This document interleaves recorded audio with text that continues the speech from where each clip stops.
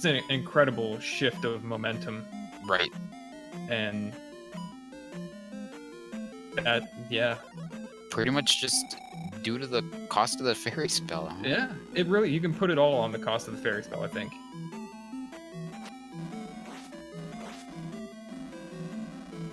And there was no reason for Digshake to expect that Magic 6 was going to make Fairy go down to an incredibly low cost. That's just is really... It went from 58 to 20. 58 is 2 points from the max at Magic 5, and 20 is the minimum at Magic 6. That's just crazy.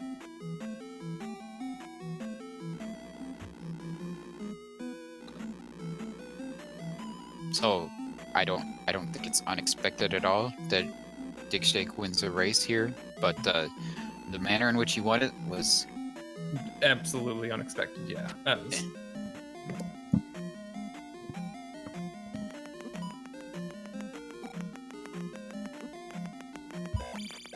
Hello. Hello. Congratulations. Thanks. I feel like I kind of got away with one there. You did. Oh. You did. Do you want to guess what the hugest difference is between you and Nerm right now? And it's just one thing. It's literally one numerical value. What is it? Magic 6 was pretty sweet. Magic 6 was pretty sweet, wasn't it? Yeah, it sure was. I mean, the spell cost dropped dramatically, so I was casting Fairy and Life all over the place. Would you say that it's a common characteristic for Magic 6 to be a big boon? That's a good question. I don't really think so. Actually, Magic 3 stands out in my mind as being a key level, and Magic 5 stands out in my mind as being a key level, but not usually Magic 6.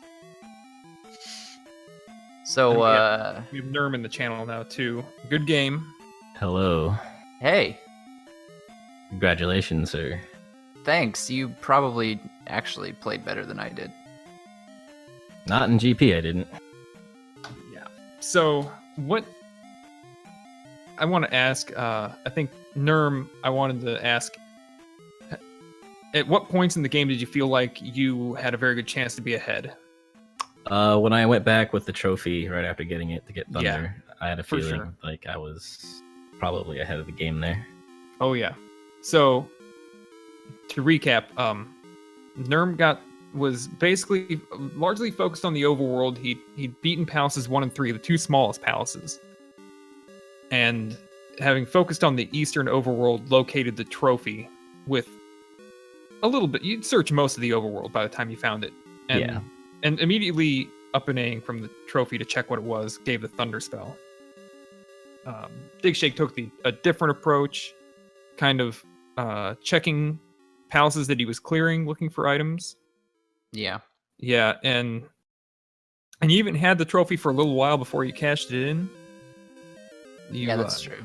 You got enough stuff that you could check all of New Kasuto, the 2 items in the spell, and then eventually went back and got your Thunder spell. But yeah, Nerm, you were playing very well, and we had every reason to think that you were very much in the lead.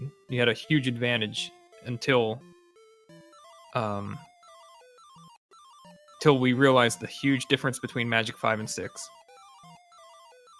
Yeah, I was being only able to cast Fairy once in that in GP was a nightmare. Yeah, that was a wild scenario. You were how many minutes ahead? I don't even want to know.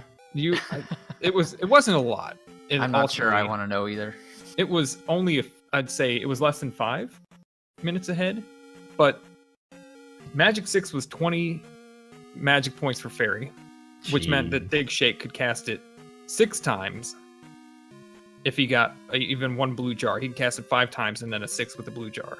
And at 58 magic with 112 magic points, if it even been 2 points cheaper to cast Fairy, you could have casted it twice without stopping. But you can only cast it once, and that was a huge difference. Once Thunderbird was down, Digshake was attack 5. It was it was basically Dig Shake's being able to run away with it. Yeah, it didn't look so good for Dig Shake when he took a death to Thunderbird, and things were looking like everything was going Nirm's way, kind of, except for that whole fairy cost, and then 2 fairy rooms being required immediately, and all of these tough fun rooms that you would love to ferry over. But there was just no way to get it done. So did you game over, Nir? I game over twice. Oh, man. I was worried about the drops, because you ran into that one drop room, right? Yeah, right by the front I door. definitely didn't want to take drops either. And in fact, my second time through, I went the other way, which I don't know. That's when I game overed again. Actually, I guess the last one would be a third game over. But yeah, it was rough. Not being able to cast Fairy, knowing that Magic 6, 5 times versus 1 is a little ridiculous. But what can you do? Yeah, it's a very unexpected outcome. We were shocked. So I think there's one thing that stood out that we just kind of wanted to know. Dig Shake was after, I think, right around the time you went to New Kasuto. You kind of paused briefly in the overworld, like you were trying to make a decision, and there were a lot of choices and you couldn't pick one right away. After New Kasuto? Yeah. Well, I knew I was going to clear 4. Right. And right before New Kasuto. I think it maybe before New Kasuto, were you trying to remember how to get to it? I never found it. I didn't know where the heck it was. So I walked into a town expecting it to be Kasuto, and it was like Darunia or something. Yeah. I was very surprised. Okay. And you were sitting, like when you picked up the trophy, and then all that other time you were exploring in the east with the trophy, you were just so close to getting a level up. Yeah. No, that my leveling, I feel like I actually screwed up, even though somehow miraculously it ended up making a big difference. But I could have been 6, 6, 7. I feel like instead of, or even 6, 7, 7. There were a couple times when I should have had levels and didn't take them, and got really close when I was placing gems and just didn't quite get there. Yeah. Oh man, Palace 5 pissed me off. I thought I lost the race at Palace 5. Yeah, you were in Palace 5 early compared to Nirm. And ended up, did you even locate the item, or did you just have to leave? Yeah. Never found it. Yeah, I got key blocked. Oh, and you also had, you had the key block as well, where you had to up an A because you were stuck. Yeah. That was a bit of a ball buster, but, things happen. Yep. So you guys this is just the first race in a best of 3 series. Your next race is tomorrow? Tomorrow, yeah, at 10:30, right? 10:30 Eastern. Yeah, that's right. Yeah. So it was a really good match. This was just a real huge changes in momentum. Yeah, it sounds like it. So it was very exciting, and hopefully tomorrow night you'll get another great match for everybody to watch. Yeah. Thanks, Unos and Jay Coper, for the commentary. Sure. Yeah, thank you guys. Yeah, thanks for the great race. Great performance by both of you. Tough end for Nirm, but you held your own for most of the race. Yeah. It's alright, I'll win the next 2. It's okay. Yeah. You played a really great race, and even though you had everything required to beat the game, Nirm, you continued to dig because you understood the threat that Grand Palace was going to present. You were looking like the life spell and more magic and whatever. Yeah. Yeah. I was definitely concerned about GP for good reason, and fortunately I didn't choose the right thing to get through it, which was the magic levels. Just bad luck in a way. Sort of. Yeah. Yeah. Also bad luck that I think you did take the Yan drop eventually, right? I never saw it. No. Oh, it seemed like you took some drop and it went to a place that you had already been.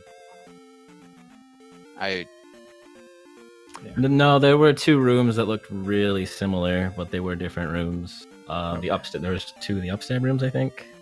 Yeah, there were, for sure. Huh. Okay. Yep. I don't know. It looked like you had fallen into that room, or sounded Yeah. like it. But yeah. Well, it was a great race, and really looking forward to tomorrow night's race as well. Yeah. Sweet. So, let's see.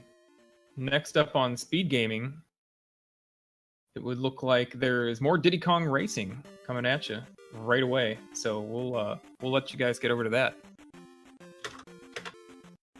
Thanks, guys. Thanks. Yep. See you guys later. Thank you.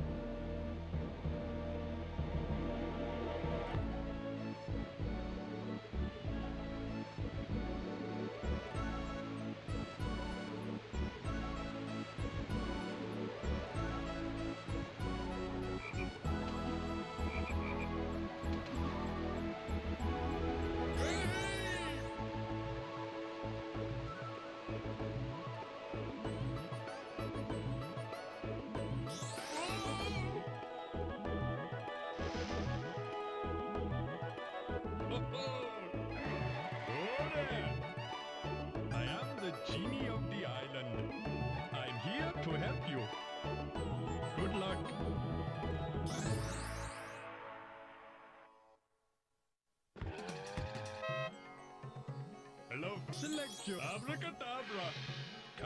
No.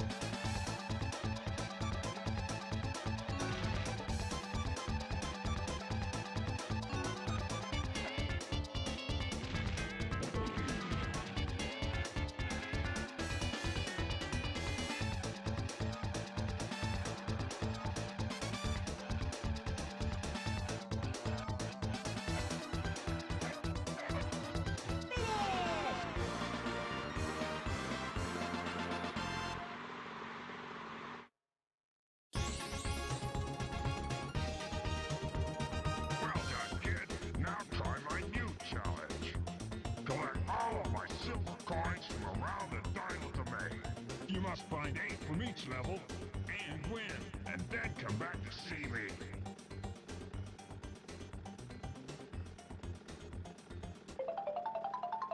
I've got something special for you.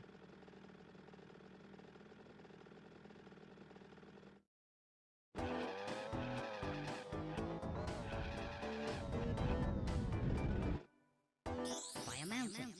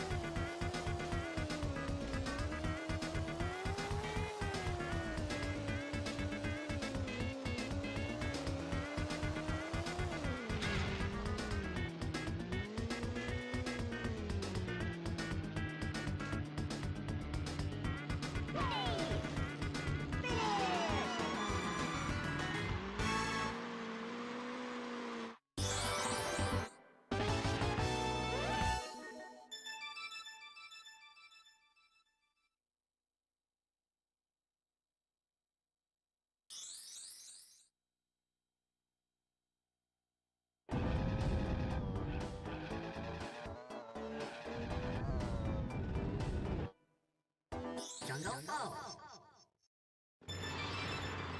Get ready! Go!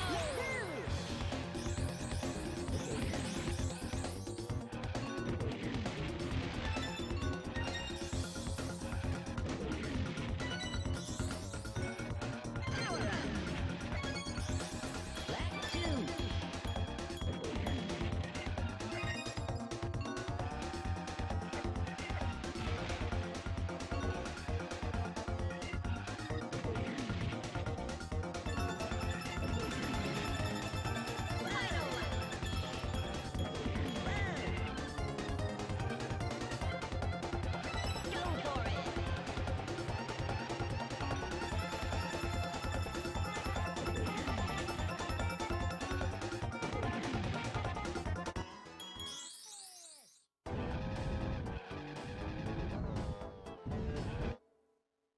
Ancient Lake. Get ready! Go away!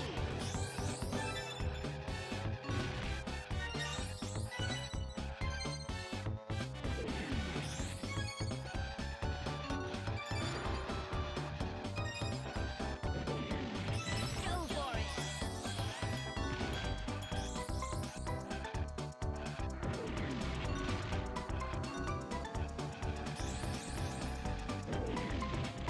Final lap!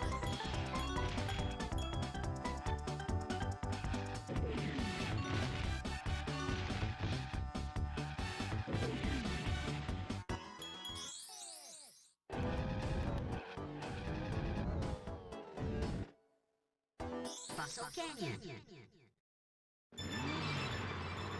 ready! Go! Yahoo!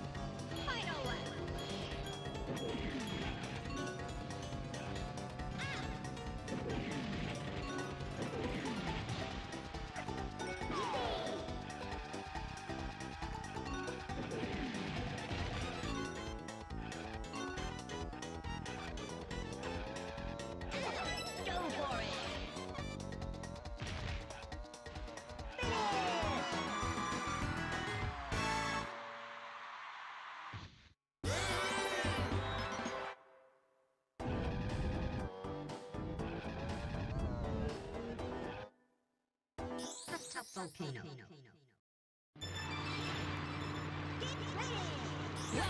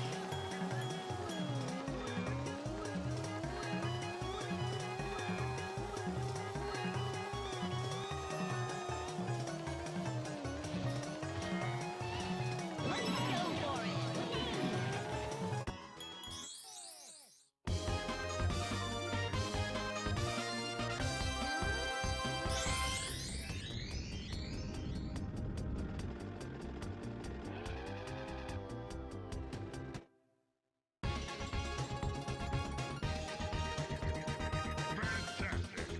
If you can beat me again, I'll give you a special prize.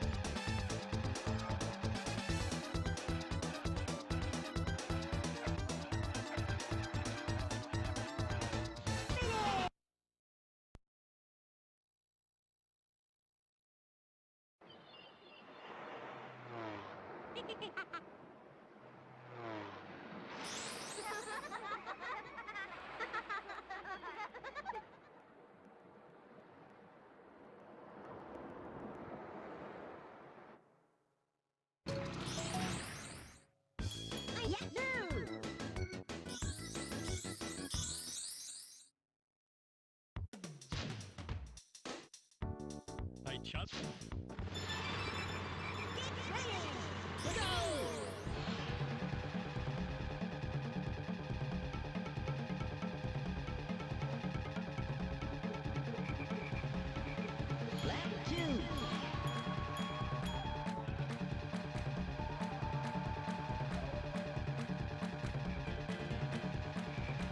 Final lap.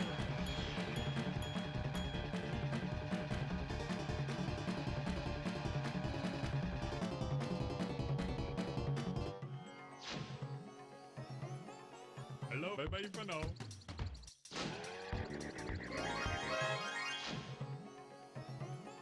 Hello, selection. Abracadabra. Bye-bye for now.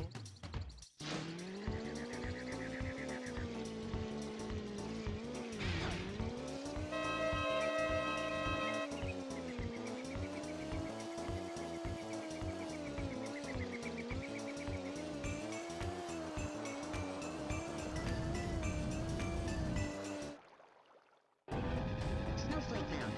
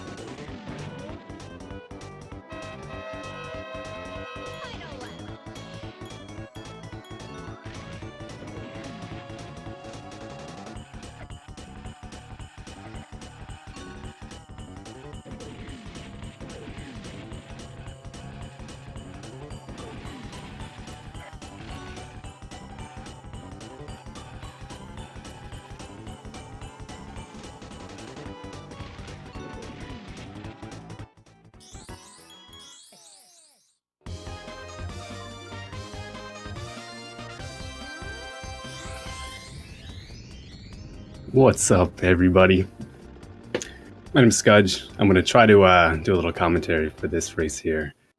I got a nice introduction by Prakcity there in the chat.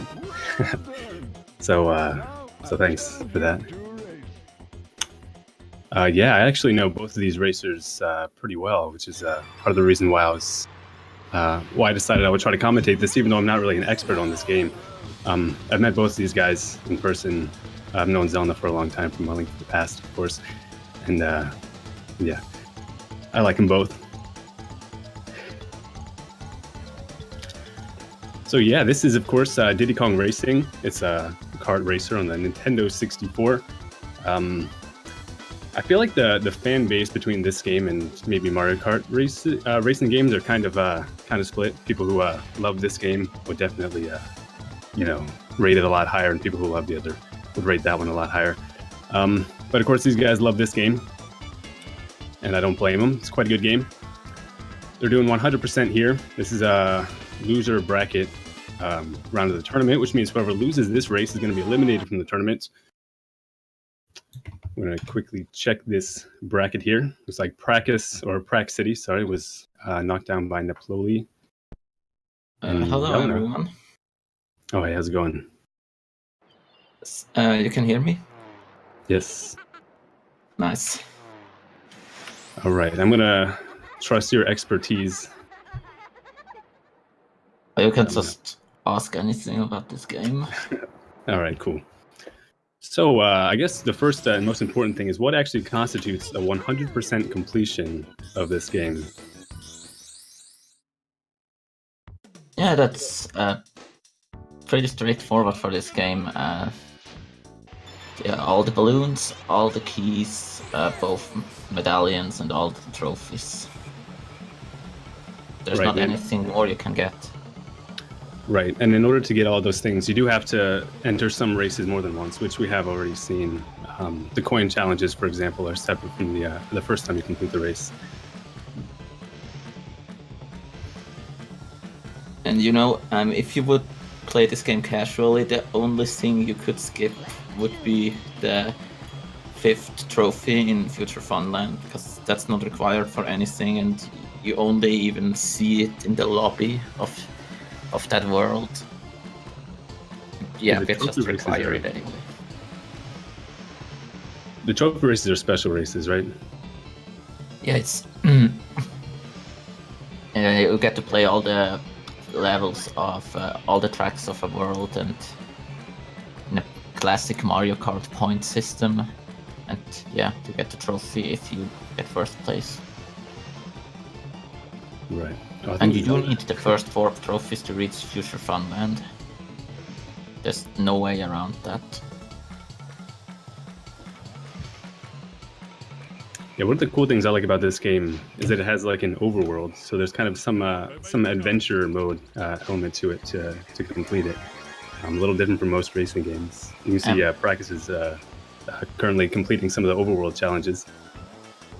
You can correct me if I'm wrong, but wasn't this the first racing game to do the whole overworld and story thing? I can't confirm that, but I can't think of an earlier game that did it.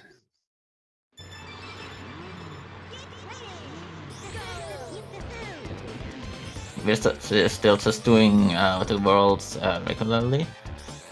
First Stein Domain, then Snowflake Mountain, now Sherbet Island. So the first bosses are beaten, and then we get into the cool stuff with the wrong warps. Right. So Xelna just did he do a hard reset there? Yeah, you do a hard reset to skip the boss cutscene, which normally wouldn't be faster, but since you don't want to continue in the same world, it also saves some backtracking, and then it becomes faster. Yeah, so it's kind of like a death warp in an adventure game, except you do it by hard resetting the console. That's pretty cool. Yeah. The game gets saved 2 frames after you cross the finish line, and because it's 2 frames and not 1, you can't do the regular cutscene skip methods, because that one only works on the first frame. really unfortunate. Right, yeah, and cutscene skips, we've seen several of those already. Most races, what you'll want to do is pause the same frame that you cross the finish line, and the game will record it as a win, but you'll be able to exit the race and skip a cutscene. Practice, I think, has been hitting them pretty consistently so far. Yeah, cutscene skips are notorious for making good runs bad. I mean, Yeah. each of them is 6 seconds, and some of them are worth more. How many of them are? Do you know the exact amount? 40 cutscene skips. 40. Yeah, I know it can be really frustrating. I've seen some people do an RTA of this category and just missing a few cutscene skips. It seems terribly frustrating. You can buffer into the cutscene to make it a bit more safe, but then if you fail it, then it's even more punishing. Oh yeah. What frame rate does this game run at? I guess 30. 30 probably, yeah. A lot of N64 games run at 30. I'm not the one to ask about the frame rate of games. I'm really bad at remembering them. I know every game on the Super Nintendo is 60, so don't ever have to worry about it, but I think on some consoles there's some variability. You know, I played Ocarina of Time on PAL, and that game is already like 20 FPS on the NTSC versions. So go figure how painful the PAL N64 release is. Yeah. Oh, okay, Practice is getting this key here. This is, I guess, noteworthy. Some of these keys that you have to get are really far out of the way. It wasn't so clean. Yeah, but these players are so good that they should be able to collect them and win the race in the same playthrough. In a casual play, you might have to collect the key on one play and win the race separately. Yeah, if you're just starting to run this game, you can just go to the key and then restart the race, but that's slower. Right.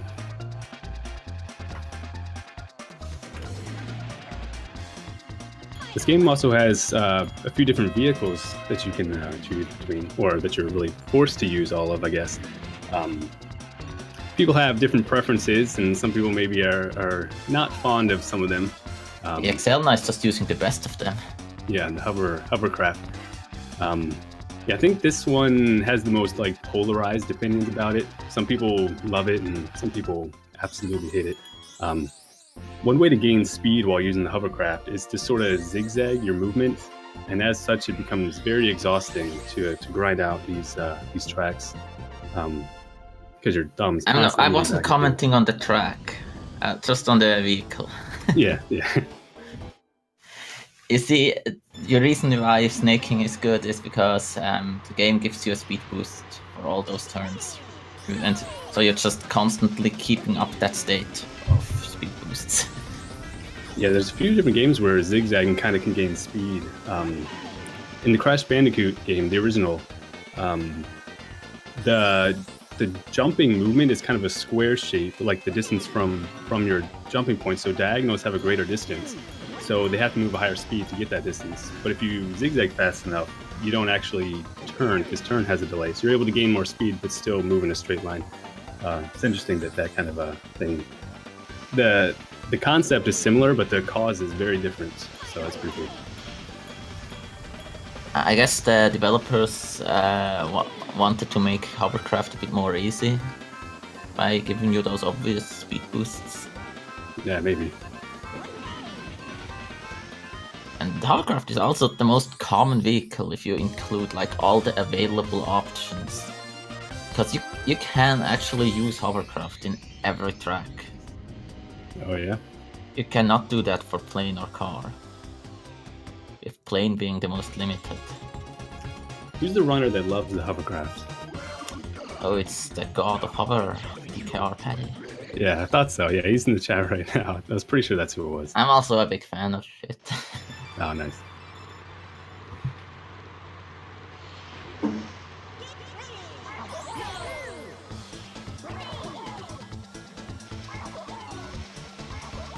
I know that a lot of casual players had trouble beating Bubbler, especially the second race.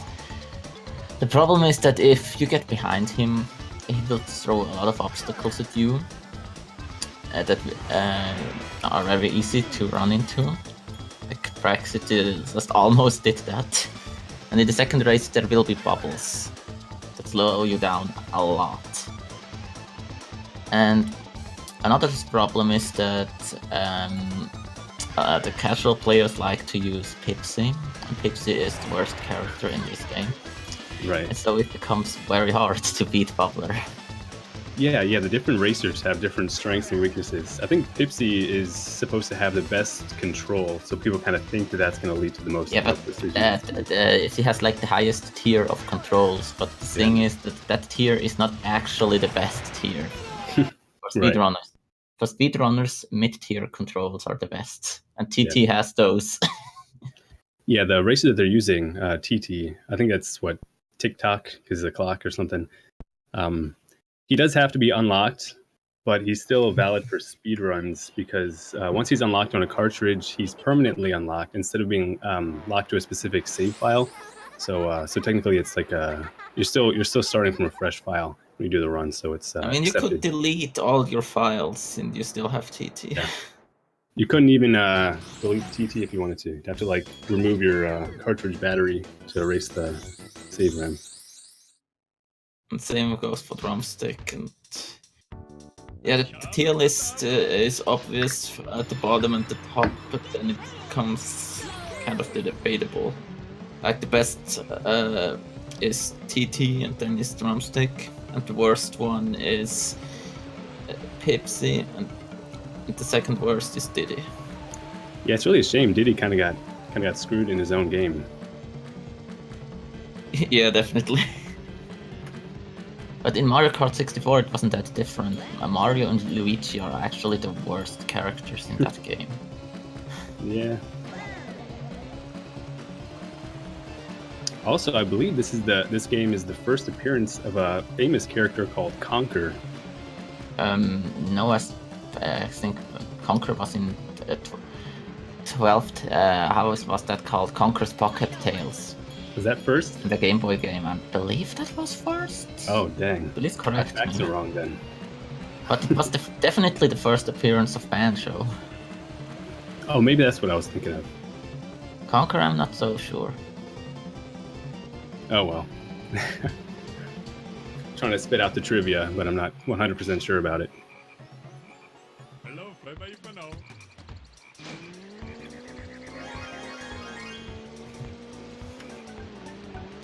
So Giz and Blake, actually two of the top runners of this game, they forced me to play it once, and they made me play as Diddy for some reason. That's really, cool. Really mean. Yeah. Well, I made Giz play some Beetle Adventure Racing once. That's my speed game. And I think he has potential. So, Prak is doing the Dino Domain Trophy race now. Right. But he's not actually going to get the Dino Trophy. It's time for a glitch called Trophy Storage. Well, I'm not familiar with this glitch. You will maybe be familiar with it if you see it. A lot of people like to call it wrong warp, but wrong warp is really just a part of Trophy Storage. Ah, okay. Yeah, this run can be done with or without wrong warps, I think. I don't know the difference in timing. You don't need them, it's just faster to do so. Yeah.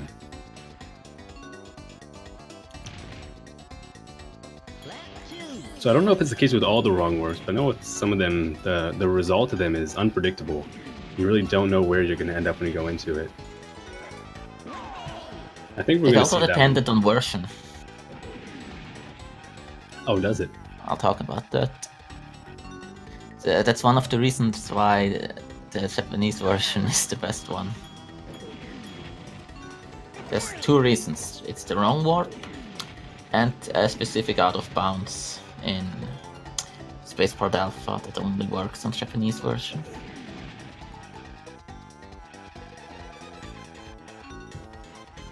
Yeah, we've seen some out of bounds already. There are a few more still to come. Jungle Falls.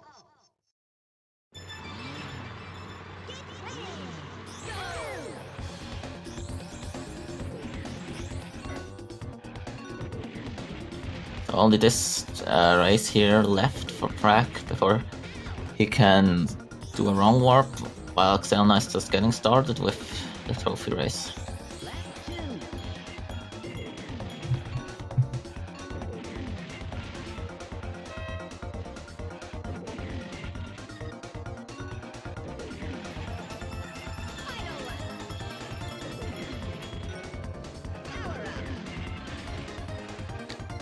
Oh, by the way, I was informed by the chat that DKR was released before the Game Boy Conquer game. Ah, okay. I didn't even know the Game Boy Conquer game was before the N64. Let's see what Prac gets here. Goes out of bounds, where for some unknown reason there is a loading zone. And he gets, yeah, Dragon Car. That's one of 3 possible wrong warp locations you can get. And that's like 80% of it will be Dragon Car. But you can also get to the overworld, that's 10%, and you have another 10% to get to Dragon Forest with a plane, which is a really good one. It saves time. But oh well, the Dragon Car still works. Now we go to Snowflake Mountain again and play some Icicle Pyramid. Let's see if he can pull off that really cool setup to make it really fast. Yeah, I guess the objective here is basically just to kill everybody else. Yes. Shooting missiles. Yeah, these all these colored balloons, they have like different power-ups that they give you. The red one gives you a missile. If you collect more than one of the same color, then it upgrades what you get. In this case, if you collect 2 red balloons, you get a homing missile. Obviously, it's faster to collect one and just blast them straight in front of you like that. And he barely killed Crunch and got the setup. Yeah, that was quite fast. And you should know, he is still in a trophy race right now. The game is a bit confused, but it still gives him the piece of the TT amulet, because despite him being in a trophy race, the amulet takes priority. But now, when he returns to the minigame and he already has the amulet, when he completes it another time, he will get the trophy. Oh, okay. And it's faster to just lose the minigame because you will still make first place. Oh, okay. That's pretty cool. And oh, you finished a race, and it's the 4th race of a trophy race. And so you get the trophy now. And doing this is much faster than doing the actual trophy of this world, because Dino Domain just has the fastest tracks for a trophy race. So it just used them to store a trophy, basically. Right. And all because there is that loading zone and out of bounds in Hot Top Volcano that no one knows why. Yeah, looks like Xelna's making his way to it now. See what he gets. Pray to the RNG gods. Same one. Same. Yeah, the thing is, if you play this game on NTSC 1.0, then it will just crash if you enter that loading zone. So no wrong warps. If you play it on 1.1, you will get a wrong warp, but it will always lead to the overworld, so you can't take advantage of Dragon Plane. Right. The thing with the 3 locations, Dragon Car, Dragon Plane, and Overworld, that's only in the Japanese release. Yeah, it's really weird. And it's really not, I don't think it's like something that was fixed between releases. I think it's just random. Okay. I doubt that they actually knew about it. So, Xelna, is this Darkwater Beach that he's in right now? Yeah, Xelna is doing slightly different route because that's actually faster. He's doing the same thing that Prac did in Icicle Pyramid, but in Dark Water Beach. Yeah, it looks like it's pretty much the same challenge, just in a different location. And it's much harder to get a consistent Dark Water Beach. And the reason why it's faster to do Sherbet Island first is that if you get the overworld wrong warp, that saves traveling time, and it saves more time to go from the overworld wrong warp to Snowflake than it saves if you go to Sherbet. So if you don't get it, the overworld wrong warp, you just go to Sherbet to get another chance for the one that saves more time, basically. It makes no difference. It's just a lot of runners either don't know it or they don't want to, mess up their splits all the time. Oh, yeah.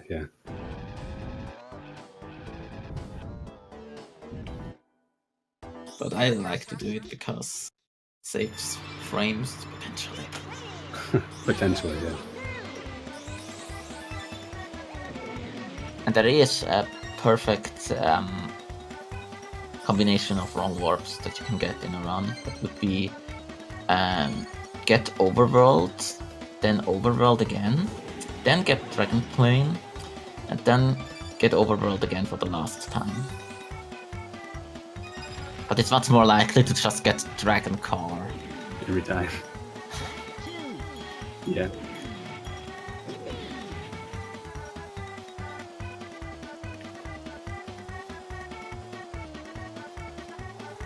Yeah, so the blue balloons that they're collecting, those are the ones that give you the boost. The other ones they don't really care about. Is there really any time during a normal race when you care about any of the other balloon power-ups other than the missile or the boost?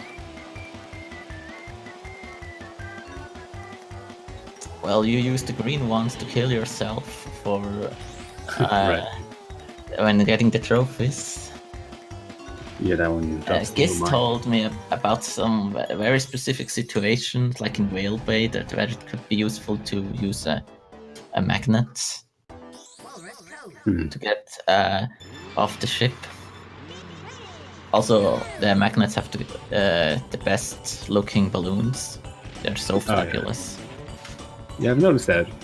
They look really cool compared to the others, but are never really useful. They're so cool that I made an emote of them. Oh, nice. Yeah, they're also collecting these bananas, which increase your speed. Their benefit is permanent after you've collected them in a single race. So if you lose your speed, but you lose the benefit if you get hit and lose bananas. Oh, I didn't even know you could lose bananas. That's news to me. What's the optimal number? Is it 8 or 10? 10. 10? Okay, that makes sense. And yes, there is another out-of-bounds loading zone in the Sherbet Island lobby that is inaccessible because there's no way to get out of bounds there. Yeah, those kind of things are funny. And in A Link to the Past, which is the game that I actually know a lot more about, there's like random staircases, like under some walls, randomly. Who knows what would happen if we could get to them, but you can't. Well, we could predict what would happen, but no point to them. We have so Xelna isn't the only Link to the Past guy here. Yeah. Yeah, Xelna's pretty much the god of that game. He's run Diddy Kong Racing a little bit on and off, just kind of for fun. But when this tournament was announced, that's when he really started taking it very seriously. And he's improved his time, I think, really quickly. Yes. He's gotten a sub 2-hour run pretty fast. I mean, when the tournament started, he was around like 220. Yeah. It's crazy. Yeah, and Prakcity has been playing the game for a long time, but I think he only started running it very seriously within the last year, maybe. But he'd been playing a while before that. Yeah, it just learned that if you take a runner that is really highly ranked in a competitive game like Link to the Past, and let him play any other game, chances are that he will also be really good at that one. Yeah. Yeah, Xelna is he's the best player of a few games already. He's just really good at I think he's just good at identifying the things that he needs to work on, to improve the fastest, and he's very patient. So he doesn't really get frustrated. He doesn't react to good or bad things in a run. He just sort of lets things happen how they happen and just focuses on what comes next.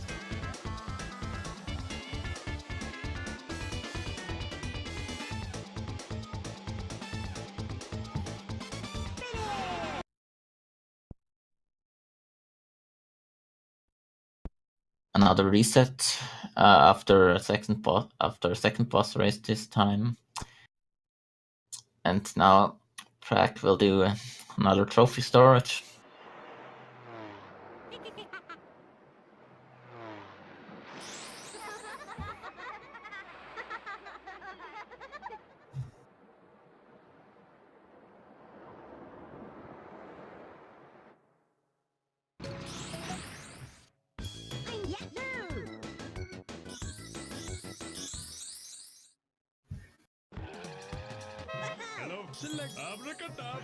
Yeah, the coins sometimes have a generous hitbox. That's a comment from the chat there. I don't know, it feels like I haven't played this game too much. Pretty much just that one time that Giz and Blake sort of made me play it, but of course I made them play A Link to the Past, so it was, it was fair. But it seemed like if you're moving faster, the hitbox is more lenient. Like if you're trying really slowly to hit them, you're just gonna circle around them and keep missing them. But if you fly Keys have past the worst hitbox, by the way.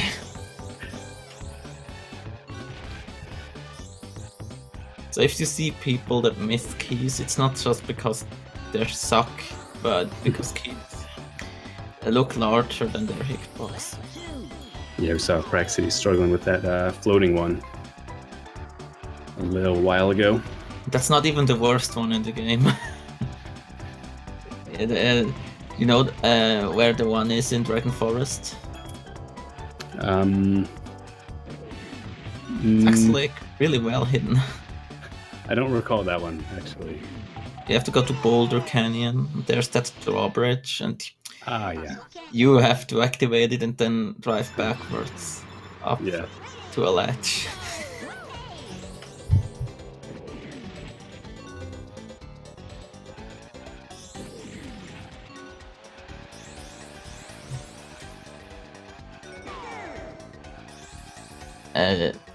Did you know that for the key in Future Funland, you can still very obviously tell where it was supposed to be?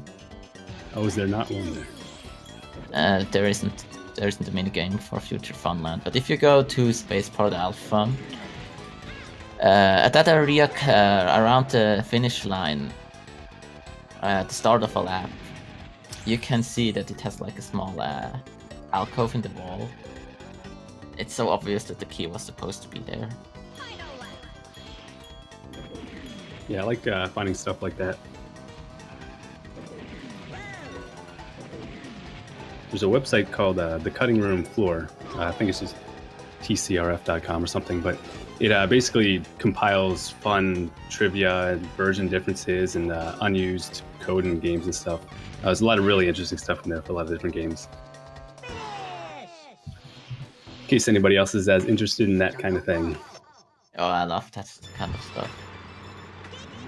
Like the coolest trivia about DKR I learned recently is that in the development of Crash Team Racing, they actually built Crescent Island with their engine to test it. Nice. So that just goes to show how much that game was inspired by DKR. Oh, look, it looks like it's tcrf.net, not .com. I have no idea what website I told people to go to. Hopefully nothing weird. I don't think it's one of those risky clicks to go there.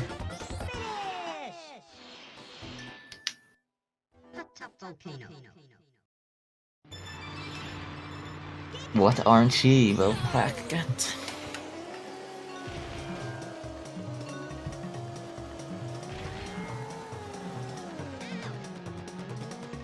whenever I was commenting one of those races, at least one of the runners would get Dragon Plane. Has some trouble hitting the loading zone. Yeah. I was wondering what was happening there. You got Overworld. nice. That's not bad. But yeah, if he was doing the other route, he could have saved more time. Right. You want to know what the worst combination of wrong warps would be that you could get? Well, I don't have. Wouldn't even be able to guess. I think I got that once. I think it's that you get Dragon Car, and you get Overworld when you want to go into Dragon Forest, and then you get Dragon Plane the last time because that takes the longest to exit Dragon Forest. Nice. Yeah, it's unfortunate when you got some random factors like that that are out of your control, but a lot of speed games do have factors like that, and we still run them for some reason.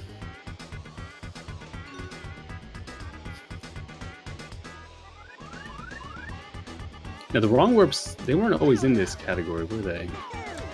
When I started running the game, and I'm already one of the old runners, which is crazy.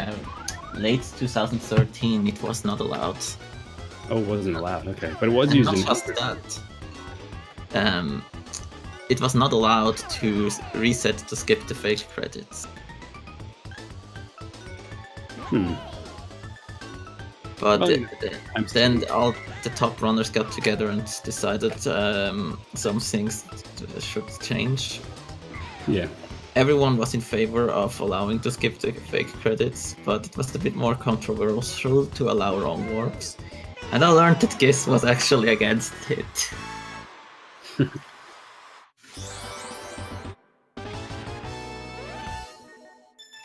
Yeah, I remember watching some any percent runs a long time ago, and there was like, I think one wrong warp in that. Is it just the one? And since it's a shorter run, the impact, I guess, of the RNG is more significant. Oh, yeah, relative any to the percent? full run. Yeah, and any percent. Any percent sucks. yeah. And then there's the TP slap or whatever it's called that nobody actually understands. Fun category. Xelna's worst RNG so far.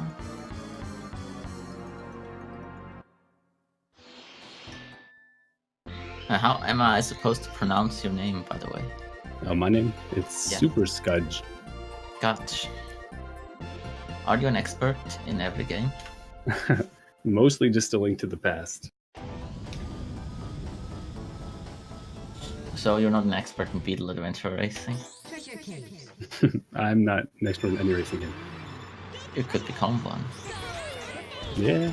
I gotta get an N64 though, so I can play it a little. Not having an N64 is a mistake. Yeah, I never had one. I missed out on a lot of games, unfortunately, but maybe one day I'll get around to them.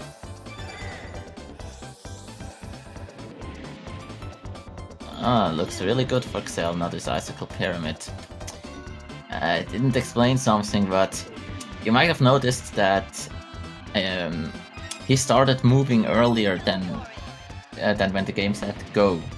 It's because you might not be able to really start before go, but you can actually move backwards. And that was only found very recently for some reason. By accident, by a casual player. Oh, really? Wow. So you can use that to get in that position.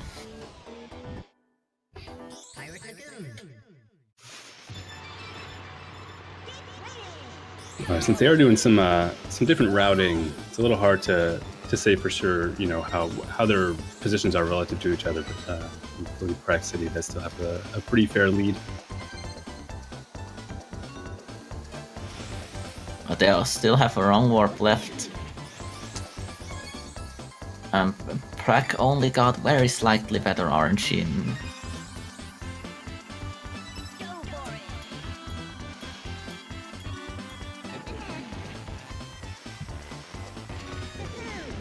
It's one of those things. You think it's so obvious that everyone should already know that you can go backwards.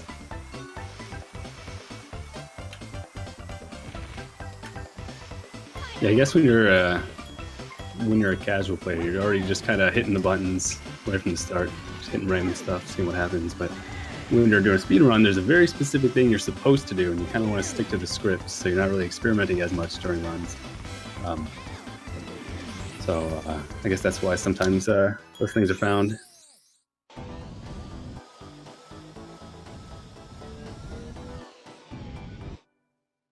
Christmas Island.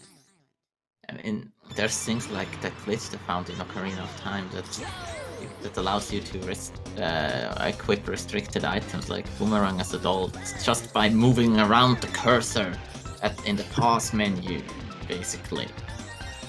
And just think, how was that not found years ago in a game like Ocarina of Time? Yeah, we had a glitch found where you use a potion on the same frame in A Link to the Past, on the same frame as a door transition. And this was like, a revolutionary find. And then a couple years later, somebody just does it by accident, randomly. Like, if it hadn't have been found, it would have taken us a couple more years for somebody to stumble upon it by accident. Wow.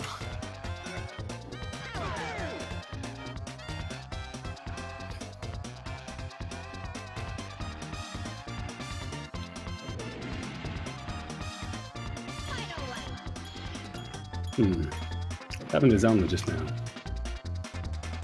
I think he missed the coin. Ah, okay. Well, that is really, really unfortunate.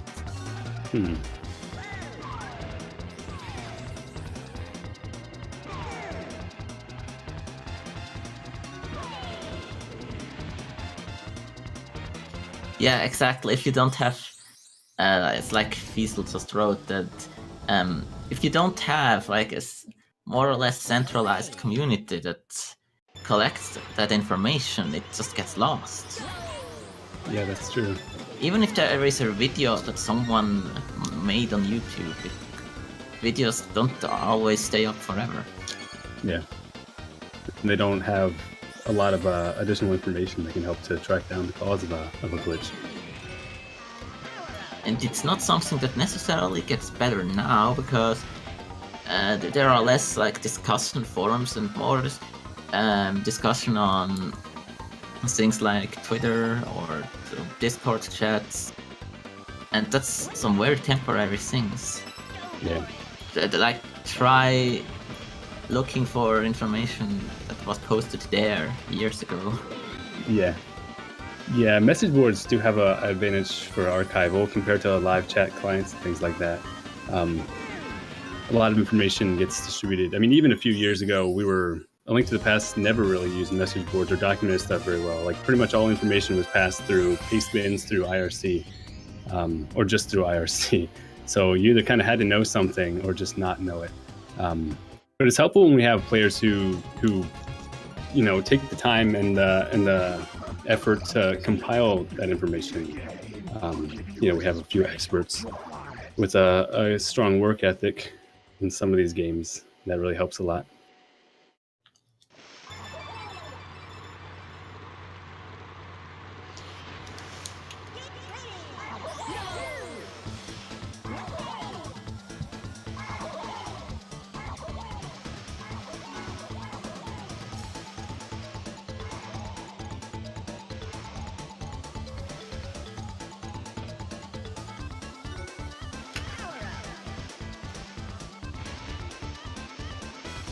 It really sucks that Xelna failed that coin race. That might just have decided the whole thing. Maybe. Task skip, you mean cutscene skips at the end of races? Yes, they are.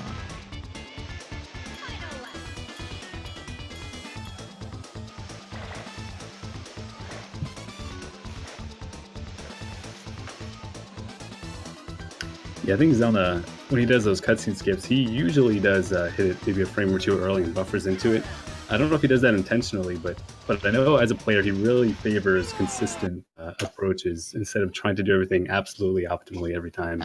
I can say as a runner that that's something you actually decide. I'm going for that one, like buffered from the start, or I just try to get it in one pass.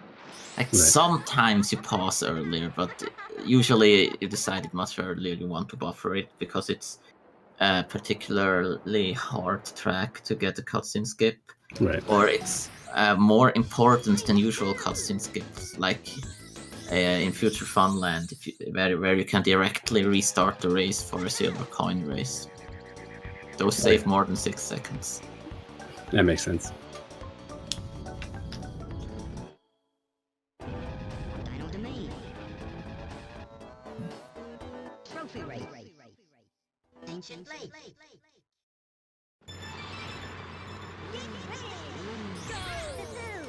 So Prakcity is now entering his third trophy challenge. Yes. Last chance for Dragon Plane. Yep.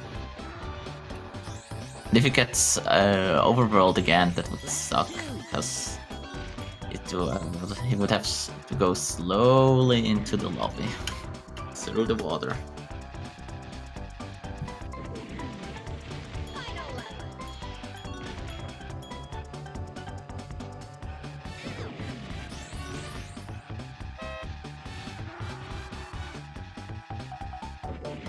I should point out that the god of Ancient Lake, Blake, recently got a 32.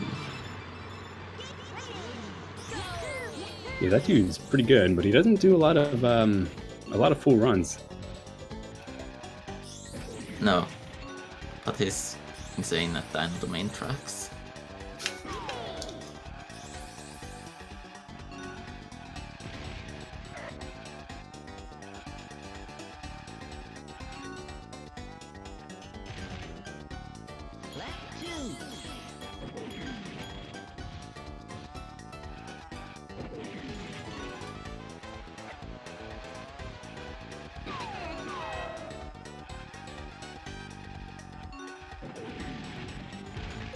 You know how that trick is called that Pract just did? Oh wait, was it canyonless? Yeah, that canyonless. So you already know about that one. It really looks great, and I'm really physically unable to do it. Yeah, I don't know much about it, and I don't know much about canyonless either. I can do canyonless with the setup. But I can't do canyonless.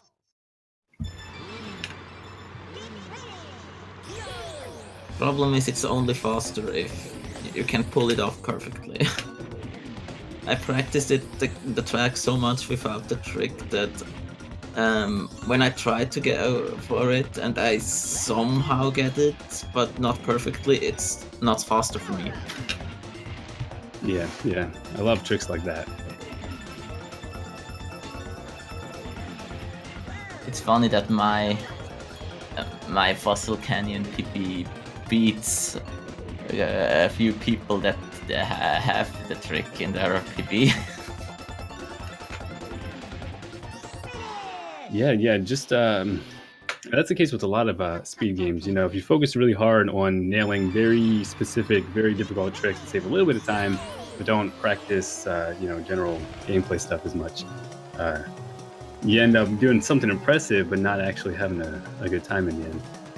I just have to bring this up now. It's because it's the last opportunity. There's an out of bounds you can technically do in the Bluey race, where you use blue balloons to jump over a wall and skip a small part of the track. I think I saw Xelna practicing it. It's only possible in the first race. Oh, okay. Because they took away balloons in the second one, and Nordic is the only runner that goes for it. Now, Prakcity is finishing this race. I thought he was going to do another long one. Yeah, he wants to do the Final Domain Trophy now, because it's the best time to do it. I mean, you can't do it later, because then you want to go to Future Funlands. And you could do it earlier without losing time, but that no one usually does that, because that would just mean delaying reset due to RNG. Right. But I know that Ox was, for some reason, does Dino Trophy earlier.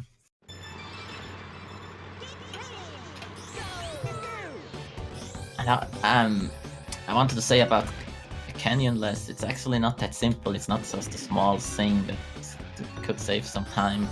It's because of how many times you do Fossil Canyon in a run due to the wrong warps. It actually adds up if you can't consistently get it. Yeah, I guess you gotta really prioritize these tracks, because you see them, I guess, more than any of the other ones. There's other tricks, there's windmill planes out of bounds that does save quite a bit of time, but you only do that track twice. Yeah, I'm familiar with that one. And it's really hard, and you shouldn't do it when learning the game. Yeah. Because TT is OP.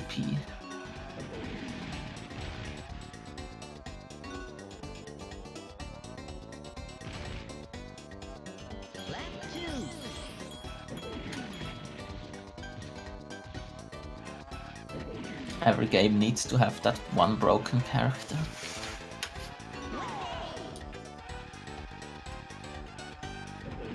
Yeah, if you want to start something, then we could bring up Super Smash Brothers OP characters, but maybe we shouldn't talk about that. Well, Smash 64 has just one very obvious broken character. If you think about it, Smash 64 and a Brawl are the only ones that I think where it's completely obvious who is the broken character. The others I'm not too familiar with the Smash 4 though, so I could be wrong. Yeah, I'm not. Brawl in 64, it's not really a discussion. And which one is that? What do you mean? Which character is it in that game? In 64? Yeah. Pikachu. He's way too good. I always liked playing as the Game & Watch in the GameCube one, Melee. Just because he was weird. I mean, I don't suck at him as much as with others, but yeah. I never generally suck at that game. Yeah, I never tried to play at a high level or anything like that. I just played him because I thought it was kind of weird and funny. Okay, wrong warp time. All right. I'm not the one that should talk too much about Melee. Yeah. Let's see. Nope, just Dragon Car. Let me put it that way about Melee. When I first read about the competitive scene, I was really, really mad when I found out that Roy was considered a bad character and worse than Mo. I was really mad about that. I mean, you play that game and you think, wow, Roy, that guy's so much cooler. He has flames and everything. Oh yeah.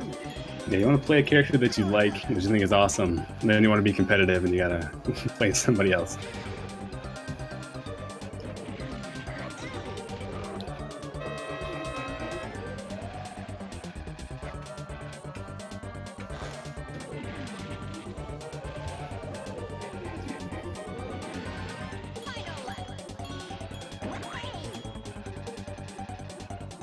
That's an interesting idea that if this game was released a bit late, if this was released after Banjo-Kazooie, maybe they would have put Kazooie in some way into the game that you can see her.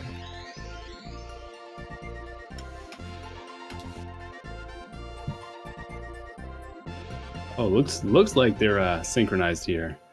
Almost. Yeah, but Prakcity is 1 trophy ahead. It's the thing that when you do trophy storage, it always looks, it always shows you the trophy of Dino Domain, even if you get a different one. Right.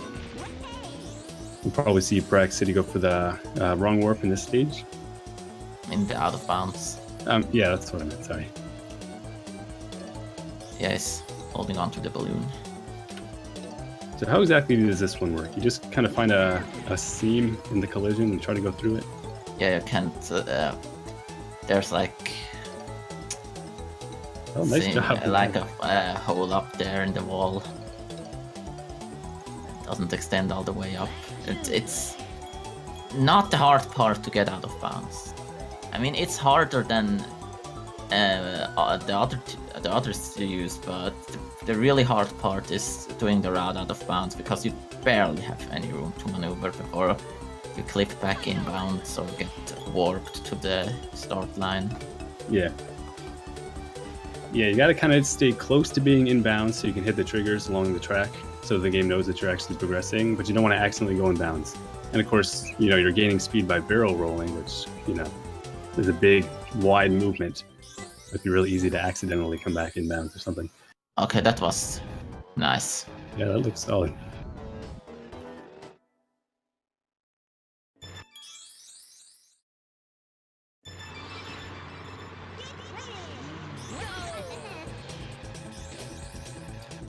Greenwood Village is one of the great tracks. But I had a lot of trouble with this as a kid. See, I don't remember how far I got when I was playing. They tried to get me to do 100%, but I didn't get very far. I had a lot of trouble.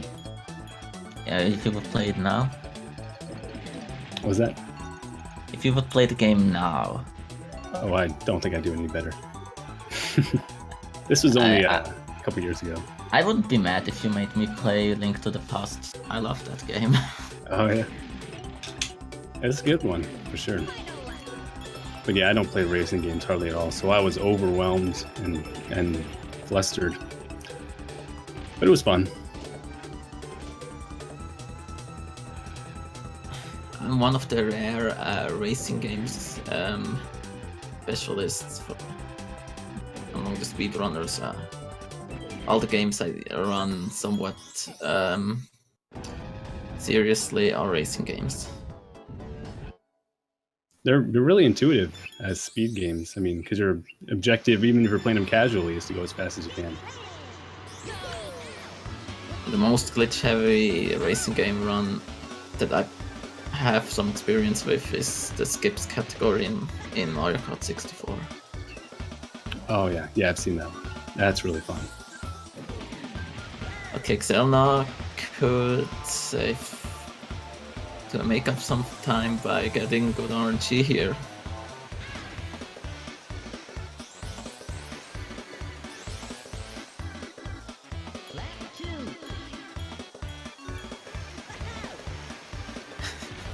A game called Banjo Drumstick.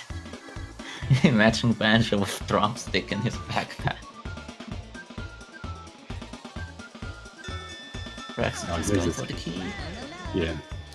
It's a really hidden one. Ooh. Oh. That's annoying.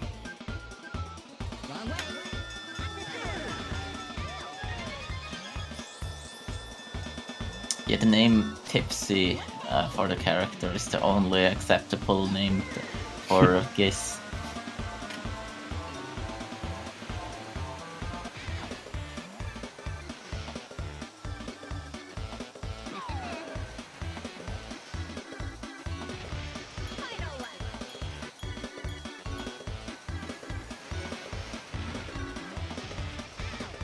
You know what runners have done before?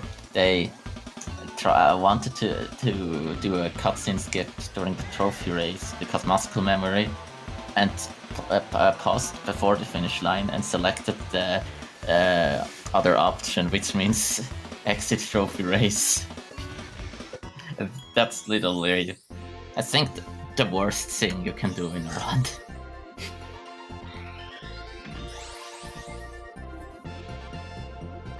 It never happened to me though, but it probably will now that I mentioned it. That's usually how it goes. Haunted Woods.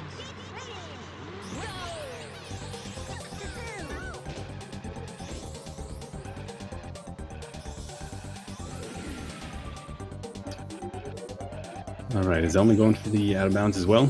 It looks like.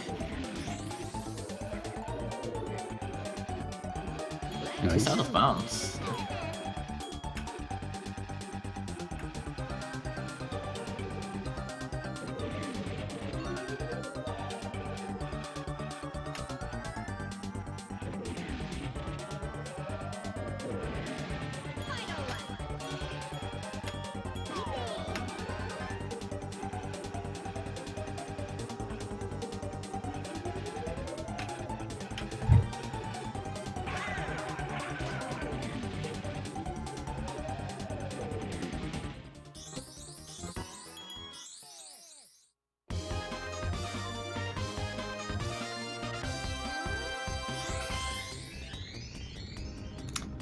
No cutscene skip, but still really nice windmill planes. Excellent. Now I challenge you to a race. This will be the second dragon race, I believe. I'm trying to follow a route guide. This will be the first one. Oh, this is the first. Okay, I see where we are now. If someone had gone Dragon Plane, they could have done this guy early. That would have put the world into the same state that Future Funland is, that you just unlock the coin races immediately after beating the normal races.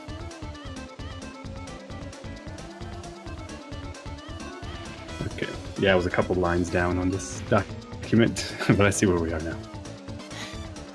That was always my thought too about Banjo-Kazooie, that Kazooie actually does all the work. Like the only move that is... Okay, Banjo does have like two moves. The roll and the shitty punch. It's obviously the worst attack in the game.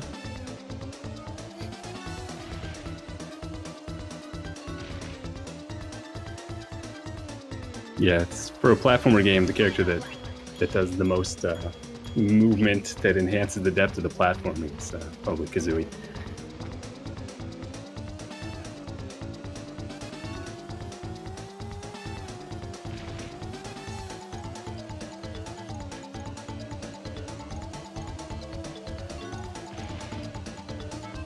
Fun fact, there is an extra balloon underneath the map of the Smoky Race.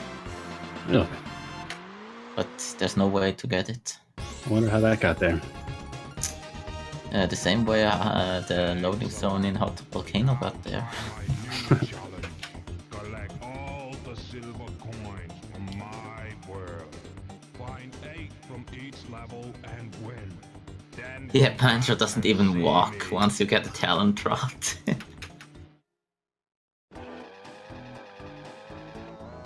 But remember Banjo 2, when you play as solo Kazooie, you have very, very little health. So Banjo gets just carried around by Kazooie so she can have a bit more health, basically. Okay. Seems like a fair deal.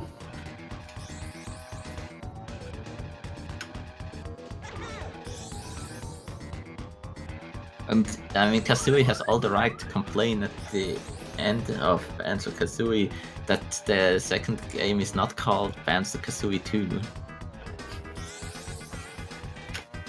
This is another minigame that Prakcity is in here. A really good minigame. Is it really? Yeah. Oh, okay. I wasn't sure if you were being sarcastic there. But yeah, the objective is to collect a bunch of bananas and stick them in a box. Pretty simple concept.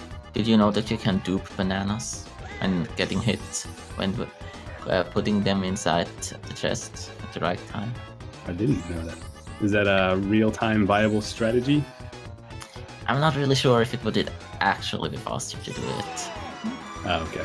And if you want a really technical map here, you have to try to lose it as fast as possible. So you have to help one opponent win it, and you try to basically drop bananas for him, and you dupe those.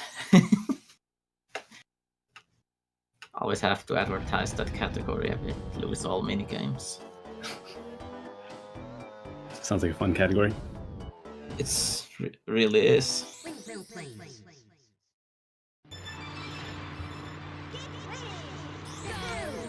I don't think we're gonna see an out of bounds again because It Yes, would be collect all the faster points. to do it. it is. Oh. I had no idea. think here the best strat technically is like Spacepod Alpha. You do get coins and get out of bounds and go back in, but I'm not really sure. Or if it's the best strat to just get all of them in lap 1 and then go out of bounds. I know it's in Spacepod Alpha it's the best to go out of bounds twice.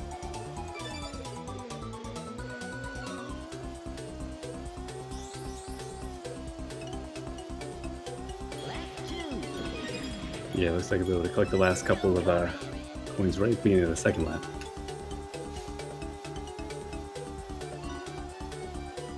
So we will be able to at least try the out of bounds.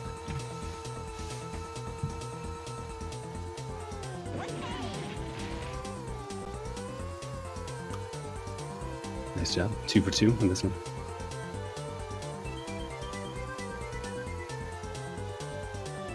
Going out of bounds twice, what am I even talking about?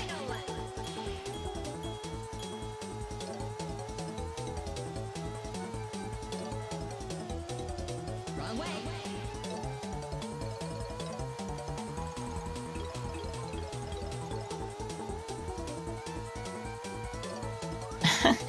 You know, Sydney, when you wrote he's out, I just heard the voice of the referee of International Superstar Soccer saying that. I'm such a nerd. We should get that on a soundboard for any game that has out of bounds. You have played that game? I have not. It's my favorite football game of all time. I'm not kidding, it's so great for the Super NES.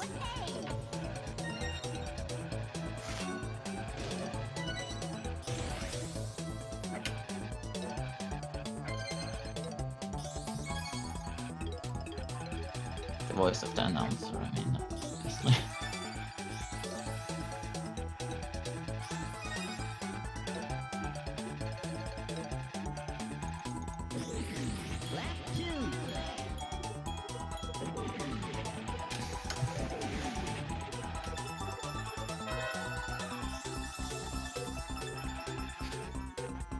I never played the 64 one.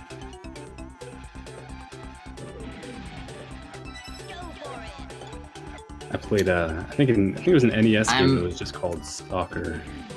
It's And that's- International Superstar Soccer Deluxe. I probably even said 64. I'm really confused today.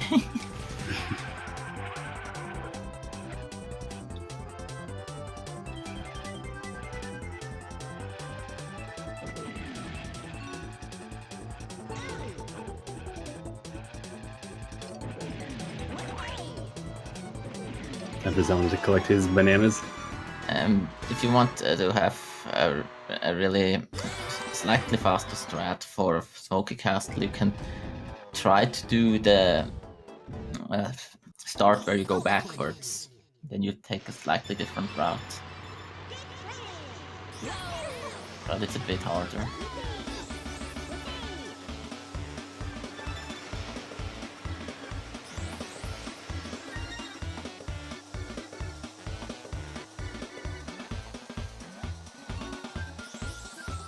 Seems like a pretty easy mini game compared to some of the others. Prac leading.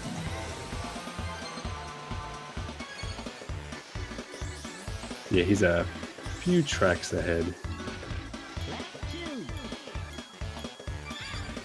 After this one, Prac will only have 100 what's left for the boss.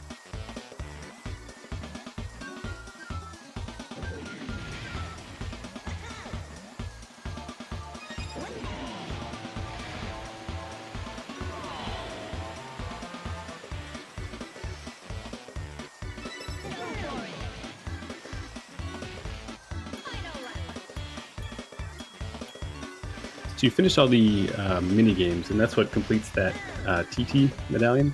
Yeah. What exactly does that accomplish? Does that unlock something else? It's one of the things you need to open the last door to the second wish speaker race. It's really cheap there. They say, oh, you need to have the TT amulet. Oh, and by the way, also all the balloons. Yeah, the balloons in races give power-ups, but balloons in the overworld are actually used to unlock other tracks and things like that. And you can also get those same balloons from like winning races, right? Yeah, the golden balloons, you can just get them for winning races, and there's 4 of them in the overworld. Right. And obviously the torch challenges are another 3.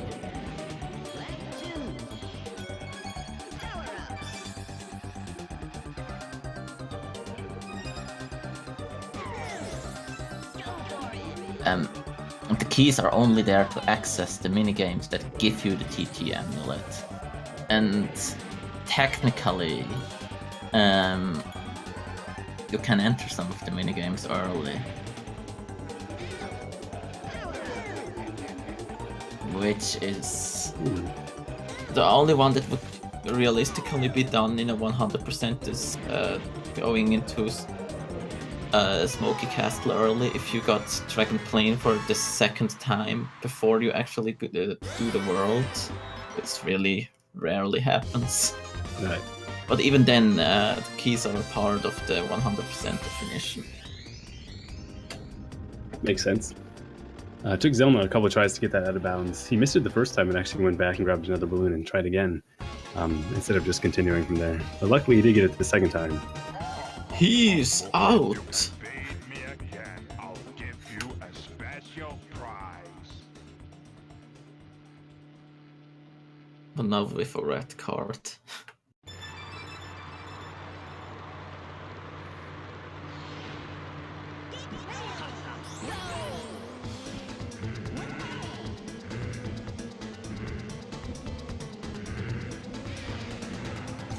Uh-oh. Like is falling behind in his dragon race. His will bonk. I think he'll be okay though. Oh, I hate it when I have a bad start for the Smoky race. Oh man. Getting a lot of obstacles.